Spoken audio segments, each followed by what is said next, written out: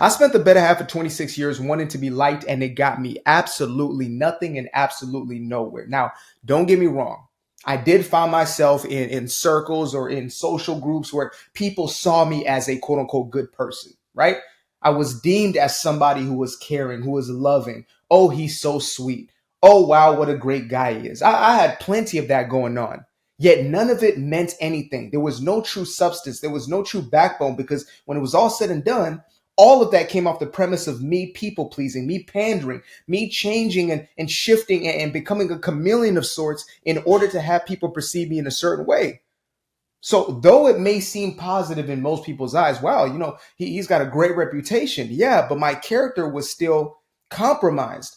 I was not showing up as the most authentic version of myself because I feared what people may think about me. God forbid they see me for who I truly am and don't like certain aspects about me. Now I was thinking about this example a little bit ago, and it's if you, let's say, have a gossiper, somebody who loves to gossip, they indulge in gossiping, that's their thing, right? They get down in some gossip, in some dirty, downright slanderous gossip.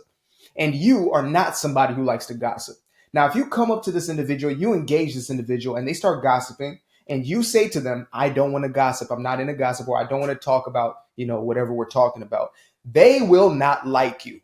Now, think about this. Most people will consider that gossiper in that situation being in the wrong. Yet, us as people pleasers, or at least a recovered people pleaser, when I was in that people pleasing state, when I needed people to like me in order for me to feel validated, I would go out of my way to even have the person who's a gossiper like me. And it wasn't just gossipers, it was anybody, right? I would be left wing one day and I'd be right wing the next day. Whatever you needed me to be, I would be that just so you like me. I needed to create a certain perception. I needed to create a public image. I was like a public relations consultant for myself in order for people to see me in a way that would get me their validation. Now, this didn't come out of nowhere. It wasn't like I was born a people pleaser. Nobody is. If you watch a 2 or 3 year old, you will know that human beings are not born people pleasers unless that child has been indoctrinated deeply by the time they're 2 or 3, right? But we're not born doing things simply because we're told to do those things. We have a quote unquote rebellious nature, which is nothing more than us looking to express ourselves most authentically in every environment until that gets squished out of us, that gets weeded out of our character, until we get to a place where we are beat down for so long and with so many messages and with so many different environments that show us the exact same thing of it's not okay to be yourself, that we start to chameleon, we start to camouflage into those environments in order for us to feel as if we're safe, in order for us to feel as if we're loved.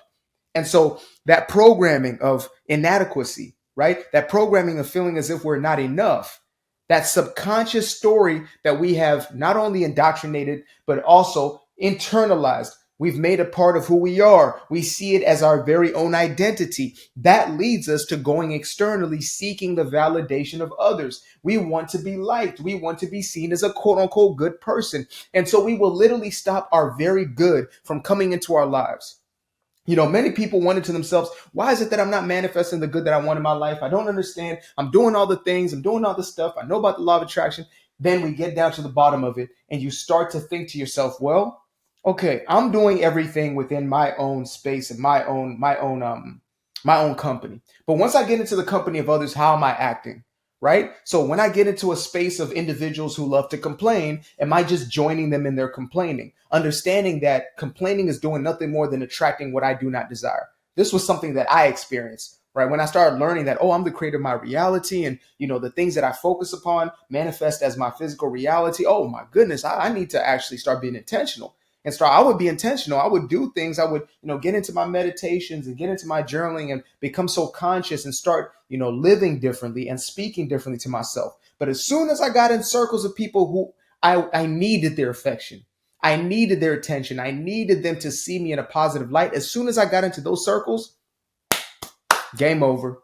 I would join them right in whatever they were in, just so I would make them feel comfortable in order for them to return that gesture, in order for them to look at me and perceive me as, wow, look how caring he is. Oh my God. Look, he's so empathetic. He's so understanding. And I'm not saying we need to throw compassion out, the baby with the bathwater. I'm not saying we need to throw out these aspects of ourselves. As a matter of fact, Most of what we believe or deem to be compassion and empathy is actually not compassion and empathy. It is actually inherently selfish. We're doing it because we want to be seen in a certain way.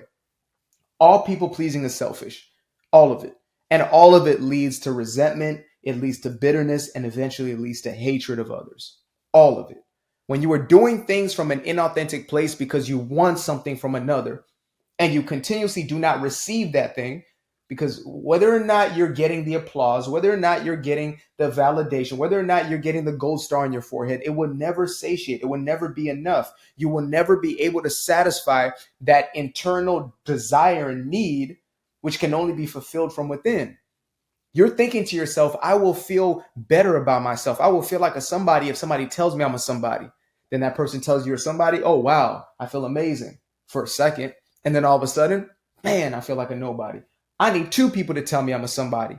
And it continues to perpetuate in that exact same cycle, in that exact same flow. As my homegirl, Carrie Nicole, she created this term called validation tolerance, which is you start to build a tolerance for external validation. The more you get, the more you need. The more you get, the more you need. The more people praise you, the more people you need praising you in order to satisfy yourself, as opposed to going within. The only place you can truly find what you're looking for is within. And so I spent the better half of 26 years up till this point in my life wanting to be liked, wanting people to accept me. You know, it got as deep as I would stop myself from experiencing abundance, stop money from coming into my life, or prosperity coming into my life, because I was afraid of how people would view me. I know how we can be. I know when somebody gets them some money, some real paper, and starts to do some things when it comes to abundance, how, you know, most people will hate on them. I've seen it. I've been a part of the damn club myself, right?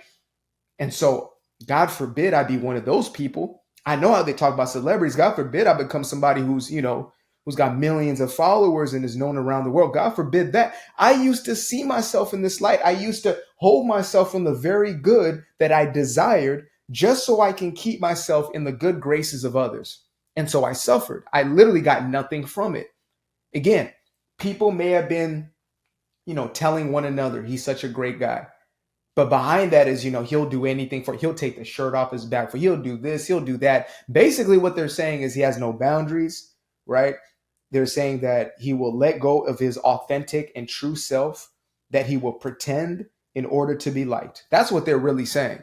When people are giving you all these compliments and everybody likes you, you know, that's why I'm real skeptical about people who everybody likes them, because I was one of those people. And you should have been skeptical about me because it wasn't real. Behind closed doors, I was suffering. That's why they say, oh, this person who makes everybody laugh, they always come in and they always got a, you know, great big smile. The person who is afraid to show the world their true colors at any given point in time. And they're the ones who are suffering internally. Oh, but they're giving us so much. Yeah, exactly. It's selfish. It's not about them. You just care about what they're giving you. That's my entire point. That is my point. We want people to show up in a certain way so we feel good. So we won't mind the people pleaser. Welcome the people pleaser. But when you're the people pleaser, you suffer in that process. When you're the person who is continuously seeking external validation, you suffer in that process. And you continue to suffer until you finally let go of that need. And the only way you can let go of it is to realize that you're ready enough. You're worthy. You're adequate. You are more than enough. That's the only way. There's no other way. There's no other escape route from this thing. That's the only route, is inward. If you check your GPS, if you check Google Maps, you check Apple Maps. I think that's the thing. You check Waze, whatever they got overseas. You check in it, it's going to lead you right back to the same place. Within yourself is where you're going to find it.